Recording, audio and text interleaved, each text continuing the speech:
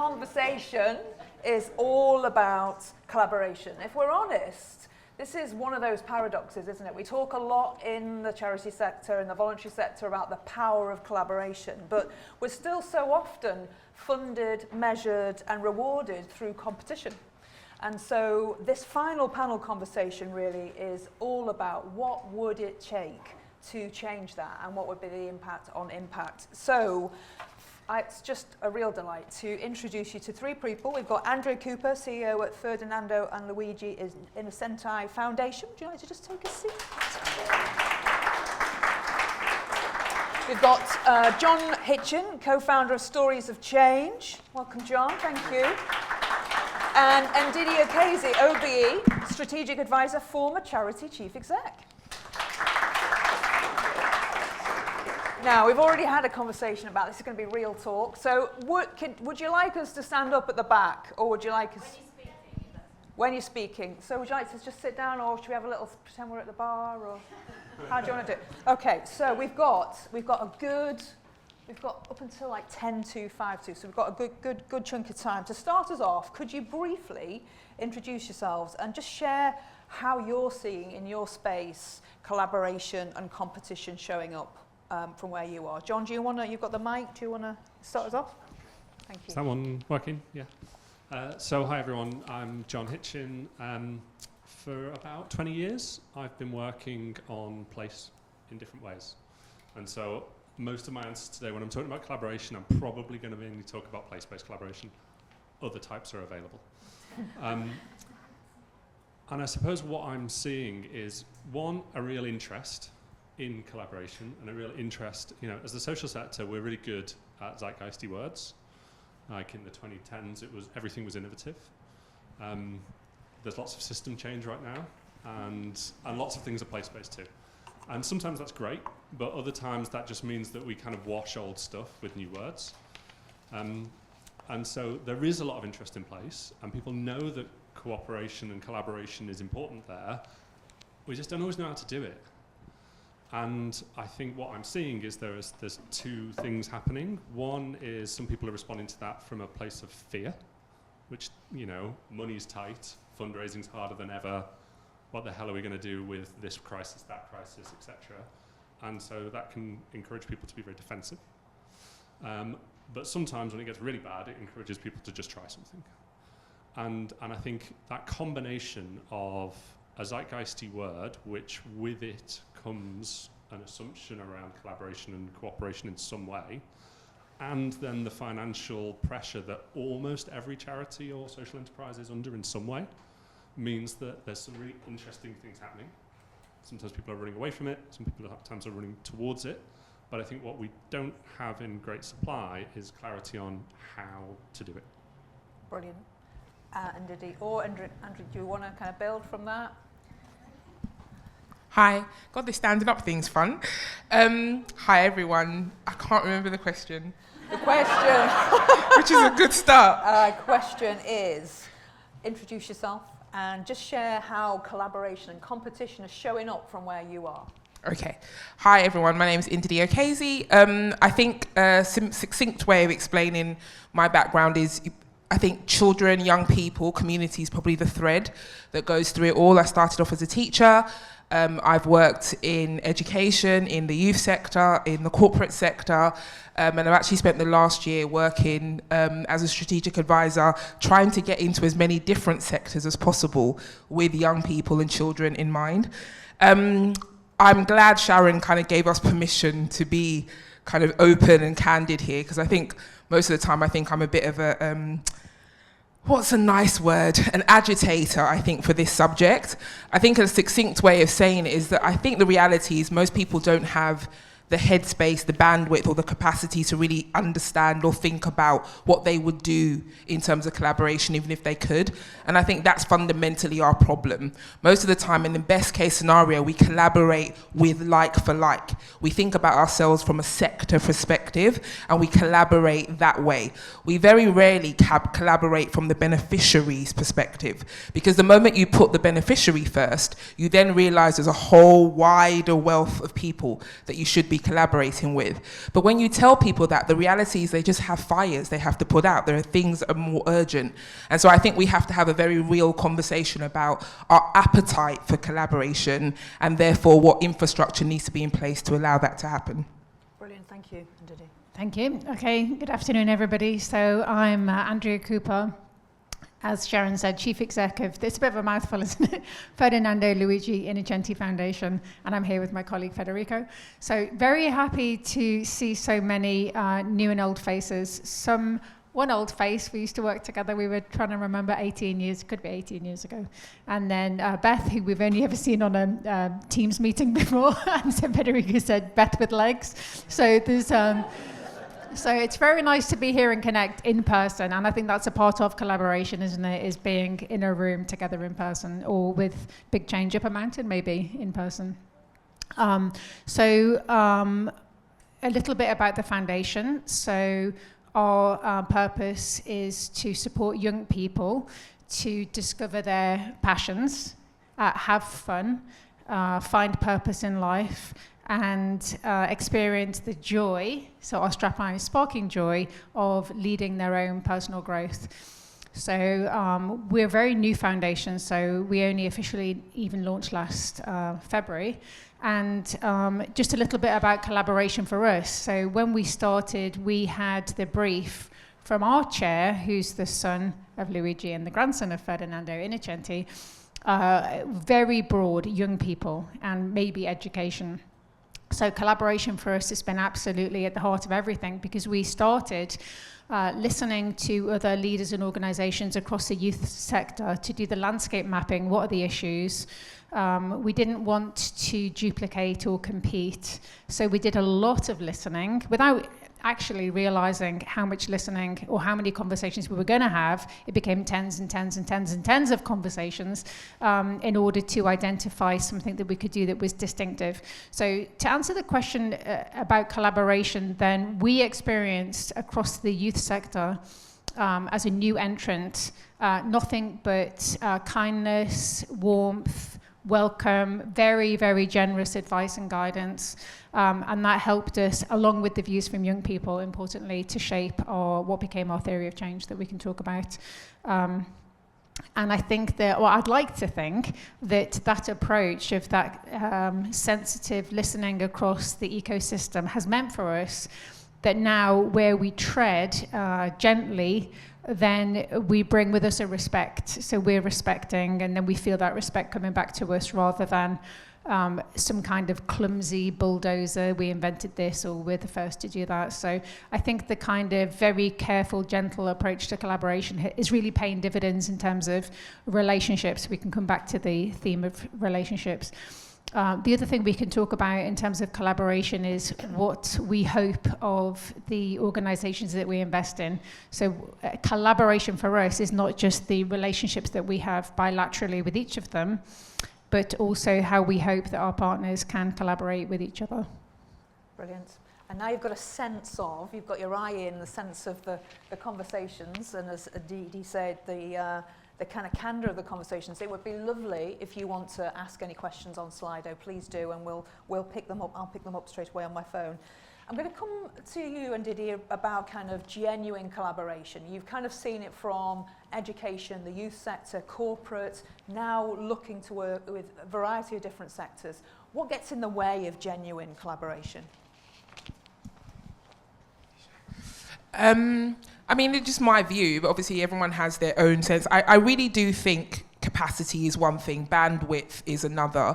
And then it's that word in the room, which is funding. So often you are in competition with people that you should really be collaborating with. And it is very, very hard to build trust when people perceive you as a competitor.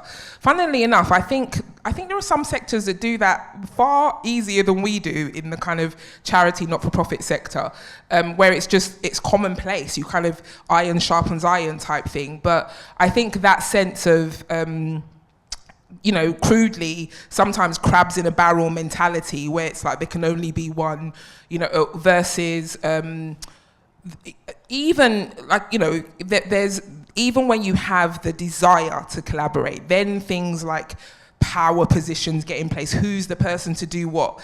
And that's why, for me, I know you kind of alluded to it, but I really, really think system perspective, systems thinking is the way forward. Because one of the things I really love about systems thinking is that you are required to recognize the part you play in the problem before you can figure out your role in the solution. And so everyone has to come to a real understanding of what is it that I'm doing that could be getting in the way. And you think about it, how many times our kind of charity cycle, you know, you kind of do a strategy for 3 years or 5 years, whatever. How often do you ask yourself, should we be existing? Should we be here? Is there somebody else that's better placed to do this thing? And I think when you take a systems approach, you have to ask yourself that. It's kind of part of the journey. So I think those are the things that honestly get in the way. But then the other thing that I think gets in the way is, it goes back to the bandwidth and the kind of capacity to even think about these things. But some of my favorite questions to ask people are, or, you know, organizations are, if money was not the issue, because if you ask people what their top needs are, it's all, you know, money's always, if not one, at best two, maybe followed by people, which is still money. If you say to people, okay, just imagine tomorrow every single thing you need financially is going to come your way, what would you then do? What's the plan? What's the execution? Not just you, remember, because you now have all the money to address this issue, not just your organization, but this issue that you are trying to solve. Suddenly an organization comes and says, we will bankroll the whole thing. Most of us wouldn't know what we'd then do, because we've never taken the time to think about, beyond money, what then? Who's going to do what? Would you do that? Would I do that? So I think those are some of the things that get in the way as well. We actually don't have true execution mindsets, because we've never almost been afforded to. And I think the challenge is, it's kind of the chicken and egg when you go to a funder, and really that's what they want to hear. The funders want to hear what the kind of execution plan is. But most of the time, look, we're just trying to get the money in to keep the lights on, to keep this thing moving, and we'll think about, you know, bigger questions down the line. Brilliant. Thank you, Ndidi. I think John wants to build on that, and then we'll come to you, Andrea, if we may. Yeah, I think I don't disagree with any of that. And where I see that appearing in organisations is often in the tension in what it feels like to work somewhere. So I know a national charity, I've worked with them a few times over probably a decade or so, and they have a cycle of good, really smart, committed, experienced people that come in at a kind of senior manager to kind of lower leader level, and they last about 2 years, and then they move on, because they can't get anything done. Because what they come in to do is not what the business model of that charity allows them to do. The business model of that charity is based entirely on a commissioning model, local government commissioning. So you've got these inspired, impressive, values-driven, committed people who want to see change on the issue, and they come in 2 years and they're like, I'm not doing anything here. Because the business model has stronger incentives than their values and their other levers of change. And until we start admitting that, we're not, you know, because every time you have a funder who says they want to fund collaboration, do you know what they do? They fund collaboration for 2 years, and then the business model takes over again when the funding runs out. Until we start admitting that the business model we have is driving the behaviours that are stopping us collaborating, it's never going to change. It's always going to change on the back of someone having to slog their guts out and maybe get a bit lucky. Unless you find some models, both in terms of the execution of the work that you're doing, your way of understanding how change operates, whether it's systems, approaches, or others, that allows you to start building different business models, that allows you to bake into your business model a way that forces you to work with others. And to a point you said earlier, Ndidi, of kind of that feeling of only collaborating with people you know, the worst problem with that is you've got the same skills, so you get in each other's way. I ran a consultancy for a long time, and I lost track of the amazingly interesting coffees I had with people who I knew I would never work with, because they had the same skill set and wanted to do the same work as we did. We were too similar. And so you were never going to work with them. You couldn't collaborate with them because your business models incentivized you to compete with them. They were fascinating, intelligent, smart people that in other ways I'd love to work with. I knew I was never going to. It's a perfectly nice coffee. And I think that is a low-stakes version of a problem that happens with quite large organizations thinking, how are we going to collaborate when you're both delivering commission services from the local authority that doesn't allow you to collaborate? And have you seen alternative business models where you've seen it work? Yes and no. So the hard truth of that is we don't know how to build business models to do this. But the closest that we have are organizations which at least have within their theories of change, within their understanding of how change happens in their organization, a model that bakes in collaboration. So if your understanding of how change happens is we do this program really, really well and we control the inputs and we control the outputs, I'm pretty sure you'll never collaborate with it particularly well. But if your theory of change and understanding how change happens is, no, we need to do something very different that means we facilitate this network, or we support others, or we work in different ways. So again, I talk a lot about place. It's the research I've done for a long time, the types of programs I've worked on, the types of models like, and I think there's some colleagues in the room from Right to Succeed, like a collective impact model is an interesting model. Now, are there ways to mess up a collective impact model? Absolutely. But is that a model that has baked into it an assumption of collaboration? So does that mean that then a charity that uses that has solved the business model problem? No, they're still competing for funding too and all of that. But at least the theory of change is one that bakes in some sense of collaboration. That's great. Yes, thank you, John. Thank you. And from a funder's perspective, Andrew, what's your thoughts?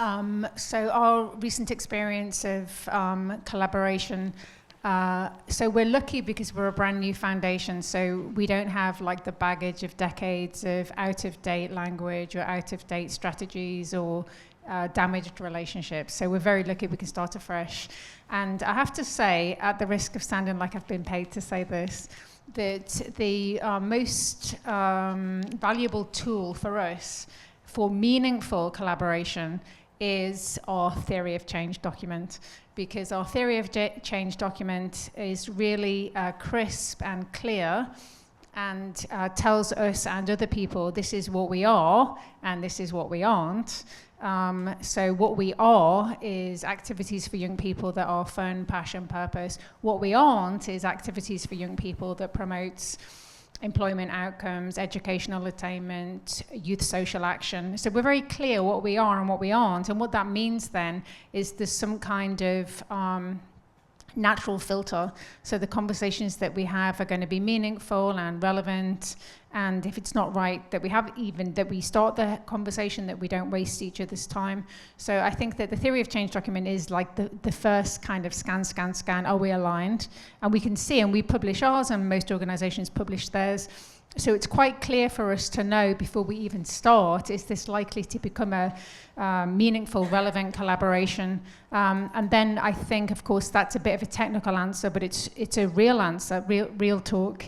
Then the next for us beyond that, that we're kind of searching for relates to relationships. Are these people who we could work with on a day-to-day basis? So our strapline is sparking joy. So there is always that question for us of, do we enjoy these people? Can we be with these people? But without too much of the subconscious bias that you don't want to think, I'm just going to work with people who like to talk about the things I like to talk about.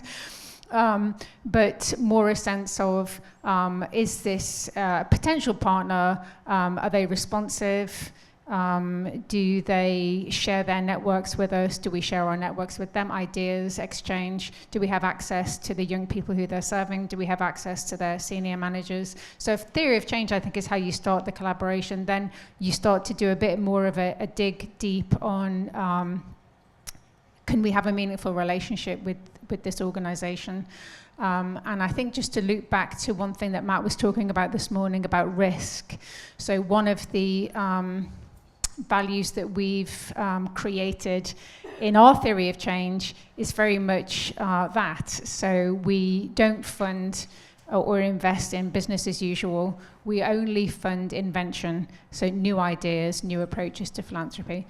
And so for that to be true, there needs to be a spirit of collaboration, because as Matt was saying this morning, invention won't always work the first time. So there needs to be a relationship in place and trust, knowing that we can be honest with each other about what's happening, what's working, what's not working. So we're always kind of searching, can we have that kind of depth of collaboration with these potential partners in order to deliver our commitment to invention? Brilliant. Okay, there's quite a lot of questions here around system thinking. One question here is about, so our work is built on it takes a village to raise a child, but a system to mind the gaps.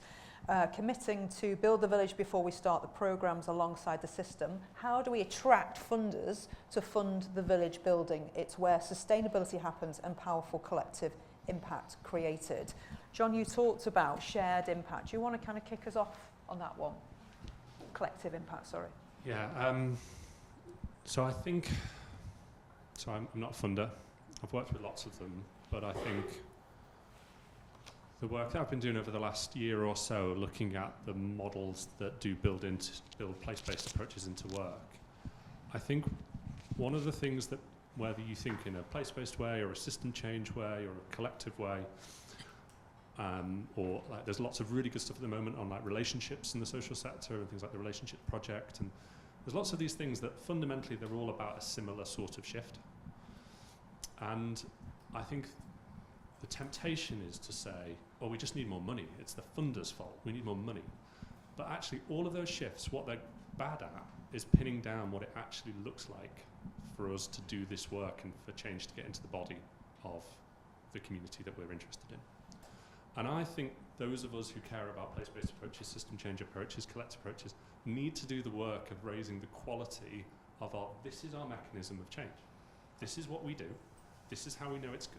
Now, that doesn't mean that we have to adopt old approaches to evidence or things that don't work for those models. I'm not saying that. But we've got to have a mature conversation about this is how we do it. So if you want to attract towards you, I think you need a really, really clear analysis of this is our mechanism of change for it taking a village. This is what we do. There are other actors in that village, but this is what we do. And until, to India's point of, you've got to start with how you're a problem in the system as well as how you could be a solution in it. You've got to start with an analysis of this is what we do. And I think too often those of us that believe in slightly different approaches to social change that maybe railed against old style commissioning or old, kind of end up with slightly fluffy answers.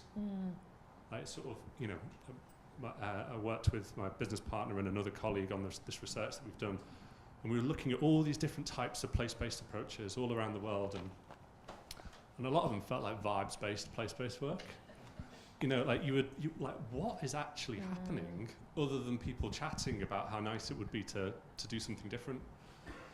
And I think there's a real risk of us that those of us that believe in we need to think about different ways of doing social change to sort of lose the precision of this is our mechanism, this is how change gets into the body, and this is how we know it might show up.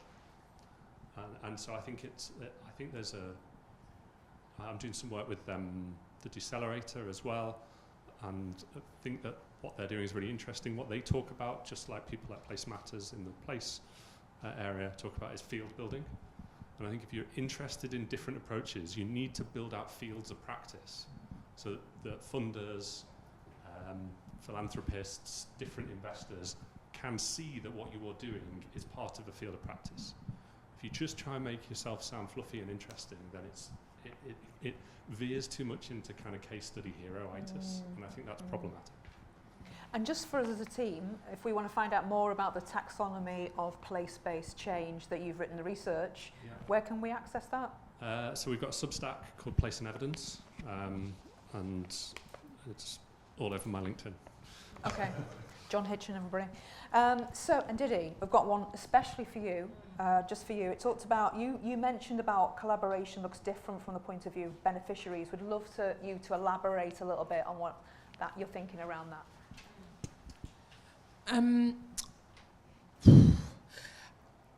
I'm going to say something that you're probably going to escort me out the building as soon as I say this. So most of the time, I actually don't think money is our problem. I think there is enough money out there. I think there's enough funders out there. I think there are enough vehicles for money. I think there isn't enough, bear with me, there isn't enough collective vision. There isn't a clear, what is it? What is, I think you touched on it, but like, what is the future we're trying to get to? So even the question just before around like, how do you get people to fund different things? What is it that we're aiming for? What is that thing? And most of the time, again, we aren't able to say that because we are thinking from our perspective, understandably.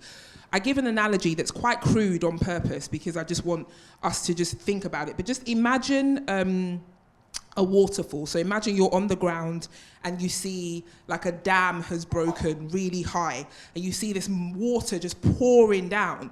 And then you see all these actors, all these agents, people, organizations come into the ground where all the water is kind of rising. And everyone's got a different tool in their hand. So some people have got buckets and they're trying to get all the water out. Other people have got spoons and they're trying to get the water out. Other people might even have bigger buckets, all different sizes of it. Everyone's working so hard. Everyone is like, come on, more buckets. I need more people to help me with the buckets. The water keeps coming down. You try a different tool. What's your bucket look like? Oh, what's your bucket look like? That's great. And all of that is necessary. Water's pouring down. This is really important. For me, the reason why I keep banging on about system change for me is that what it requires is somebody to stop and say, I'm just going to climb up here and see why the hell is their dam broken? What happened? Why is the dam broken? And more importantly, what would be required for us to plug this dam? The analogy sometimes I actually use babies because it's a bit more visceral. So it's like people throwing babies down and it takes somebody to say, I know, but it's to hold on the idea that who is going to walk away from a baby in order to go up and see who the hell is throwing babies, right? Like it's counterintuitive. I've got a baby in front of me. How can I leave the baby? But you're gonna carry on trying to let's go back to water and buckets, but you're gonna carry on doing that activity till somebody goes up and kind of figures out what's going on. And I think the reason why it's like keep the beneficiary in mind is that the problem we're all trying to solve is the water, right? Like that's what we all might come at it from different things. But really our contribution to that problem isn't really the point. It's the collective thing we all share. That's for me is the beneficiary. And so you might be really concerned about your bucket and your tool or my tool's this or my tool's that. It's really important. But actually, you could start admiring the efficacy of your bucket or the size of it or whatever. But for me, the beneficiary is like the water. What is this thing that we are all collectively doing? And I think there's something about how do we create systems or loops or whatever it is where we can keep that beneficiary in mind. And I think one of the ways we do that, which is why I think infrastructure is so important, because everybody needs to play their role, understandably. But to go full circle, the reason I'm saying I don't think there's a money problem is, many of us I've worked with governments, I've worked with businesses, they are looking for something to get collectively excited about. Their number one feedback to us often is, your sector's divided. You're all saying different things. You're all kind of talking badly about each other in this room, right? I imagine if you, as sectors, we went off and figured out what is it we want to do together? What is it that collectively we need? And then we all went to those different sources of money with the same story, with the same clarity about what's needed. I dare say you could influence what funders do by saying, no, I know you want to do this, but this is what's needed. And if they hear that in the same way from all these different stakeholders, my belief is that they will come alongside that. Brilliant, thank you. Thank you, Anthony. Thank you. Brilliant stuff. We've got time for 2 more questions. So this one is a funder-specific one, and it's got 5 likes, so it's a very, very, very popular one. So how can we, as a funder, we've got other funders out here also, how can we influence funders to incentivize collaboration and not competition? Okay, so this is a 5 delivery groups who want the funder to encourage collaboration. Yeah, is that what? Yeah, it's 5 people that really Five. like that question. 5 people who like that question. I think for us, we would love to see collaboration between partners because we have a kind of vista where we're talking to many organizations and we can see great strengths. And sometimes we have thought, wouldn't it be great if they could work with them because we think that they could work together because of what we can see from where we sit. But we're always very careful about that suggestion because we're aware that there's a power dynamic. So if we have funding and we said to 2 organizations, there might be funding, but we need you guys to work together, then there is an implicit pressure for them to work together. So I think we're very careful about that. So we don't want to put too much pressure on organizations. So what did you say? Do it. Do it. Well, we could do it, but we don't want to. The power dynamic is there, isn't it? So we don't want to be too pushy in the sense of encouraging partners that they need to collaborate if they don't agree with what we think that they could collaborate jointly on. I think this. The question about the system change in the system, on the system, I think what we've experienced is that there needs to be some degree of hard work delivering in the system in order to gain the credibility to be invited to do the system change. Too much focus on system change and there's not enough focus on execution implementation. Too much on execution implementation and everybody's busy, but nothing big is going to change. So one thing that we've come across, which is kind of a little bit magical how it's happened, is that we've been developing our focus and our specialism, our theory of change around these themes for young people: passion, fun, joy, purpose, agency, self-efficacy, everything that we've gone deep into. And then elsewhere in the woods, little did we realize there was a system that was building up around the same themes. Not our language, they would say enrichment, but enrichment is what I thought I did with my dogs when it was raining outside, but enrichment is kind of saying the same things. And this Enrichment for All network, which is building up now, this coalition including government, education, charities. So it's been quite interesting for us to realize that that Enrichment for All network was born out of NCS and Duke of Edinburgh, coming out of the pandemic. How can we create a world where enrichment is more equitable, coming out of, particularly coming out of COVID? And so now, I think for us is a kind of tiny, tiny new foundation, only because we were true to what Ndidi said is listening to young people, is how, if everything was listening to the beneficiary, so we were listening to young people who helped us to identify the need for what we're trying to do, then we've been invited to join this larger system through that steering group. So I think that it's a little bit of an interplay for me between do what you do and be an expert in your day-to-day, and that gives you then the permission and license to join some of the systems thinking. Thank you, Andrea. We have run out of time. I told you it would be a cracker, didn't I? I told you. So thank you. Just let's thank these brilliant panelists, Ndidi, John and Andrea.